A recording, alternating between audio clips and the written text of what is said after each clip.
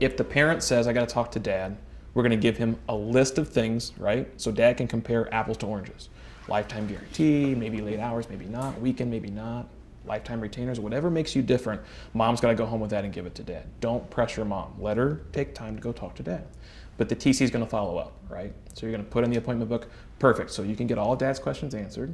I'm going to go ahead and schedule you next Tuesday, next Thursday. I'll give you a call. Lunchtime's at work. And you put it in the calendar, and actually then you call mom. Hey, I'm calling to make sure all your questions are answered. What questions does dad have? And then you can actually get them started. Typically with email, you get them started sooner than that. If you can tell moms are like, yeah, I got to make sure dad's cool with that. Right now we have clients who do a same-day start incentive. They can save $100 if you get started today. Whatever it works for your practice, but don't pressure mom if she says, I'm ready, the money makes sense, I just got to make sure dad's cool with it.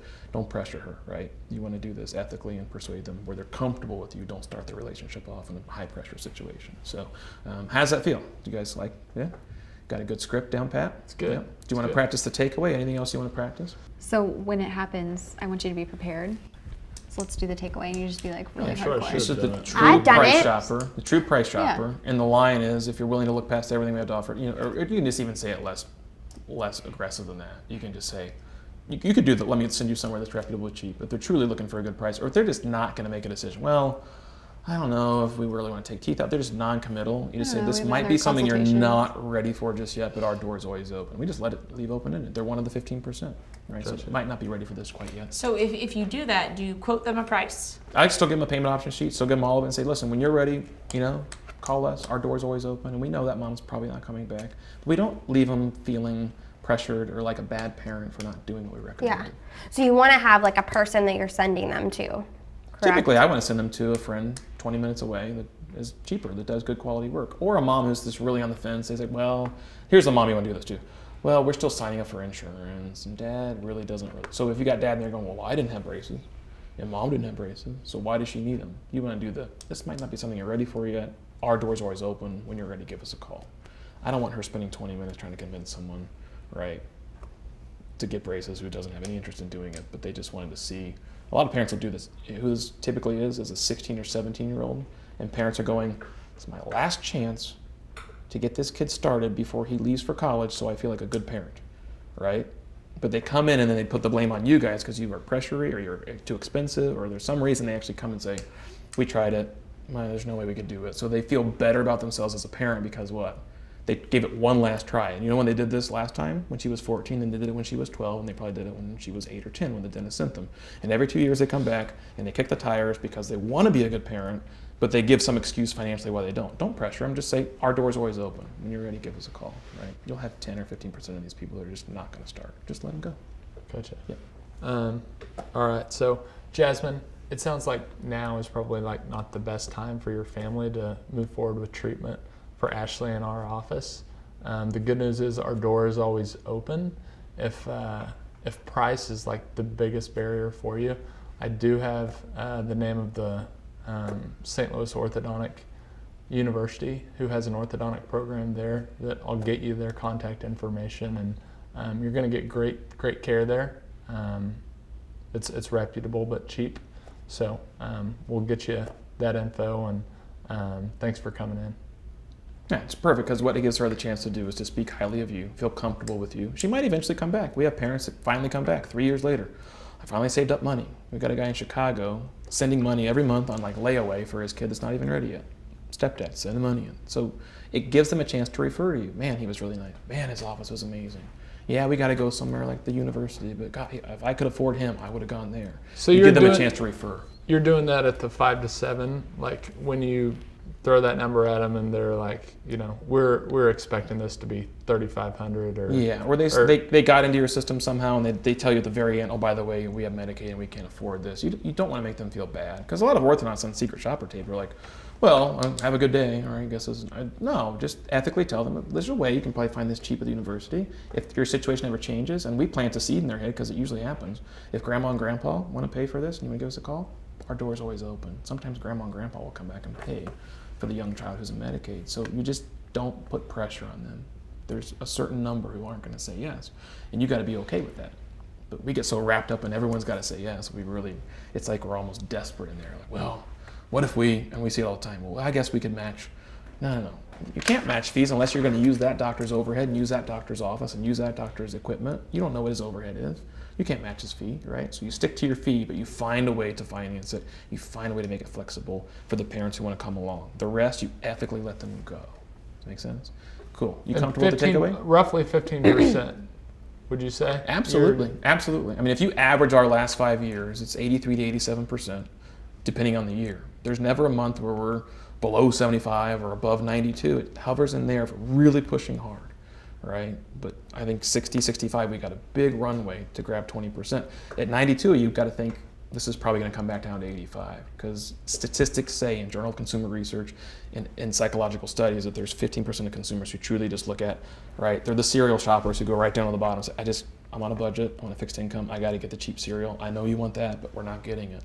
There's 85% that even though they probably should be buying the cheaper cereal, their kids will ethically motivate them, right? Mom, like, oh, or maybe unethically with some kids, right? But being pushy with mom, like, I really want the more expensive cereal. Mom will grab it even knowing that it's probably going to be a strain on her budget. She will buy things, right, for an emotional reason.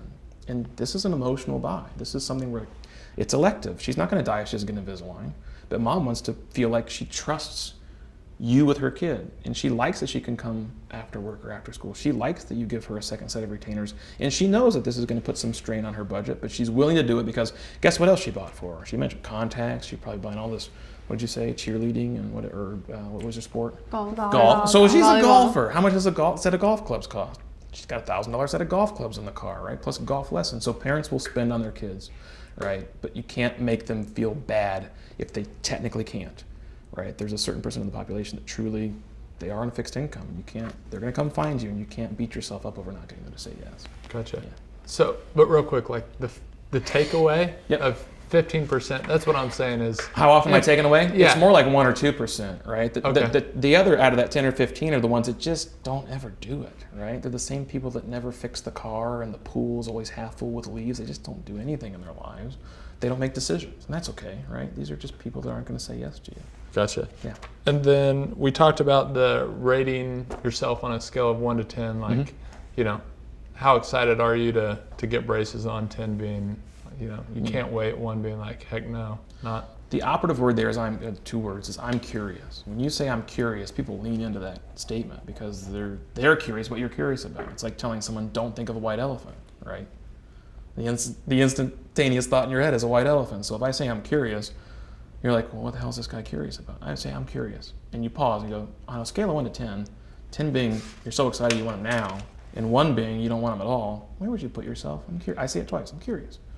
Because if you just say, where would you rate yourself on a scale of 1 to 10, right? It's a little awkward. intimidating, it's a little interrogating, it's, you know, you're kind of interrogating. It's just not good. So I want you to think in terms of opening them up if they need it. I bet probably fewer than 10% of our patients need that question. But I'll use it for mom too. If she's open and bubbly and mom's quiet, that dad who's just sitting back there with his arms crossed, I'm going to say, I'm curious on a scale of 1 to 10, 10 being you're getting braces for your daughter today, and 1, you're never going to get them. Where are you? I'm just curious, so that I know. He's going to say a 6. I say, well, I'm curious why you're not higher. He's like, because I don't think she needs them. I didn't have them. See, that's a huge bit of information I can help him with, right? Does that make sense? Is that cool? Yeah. Okay. So Ashley was like a 1 for sure. Definitely. Yeah, she's So I'm curious, why wouldn't you have rated yourself any higher?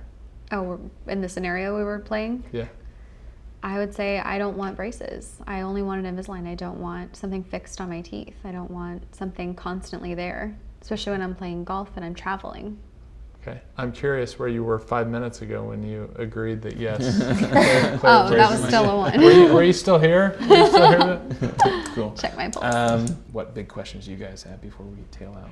So if he gives the takeaway, right, and then I still present a fee, which is not a piece of paper anymore, it's on the slider. Cool. Yeah.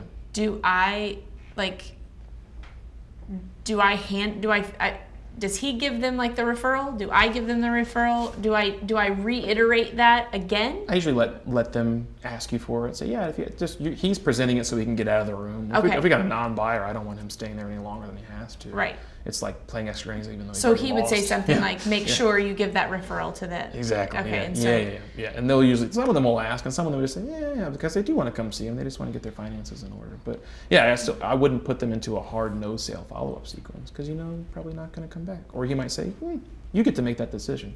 So Okay. treatment coordinators who follow up get to make the decision, this mom's never coming back. She stumbled in here with a Medicaid card and she really shouldn't have been here. And so we're going to she'll call us, right? But for the rest, they should probably be followed up with. If they want the information, absolutely. But not, he should be back in the clinic. I Okay. think. Yeah, good question.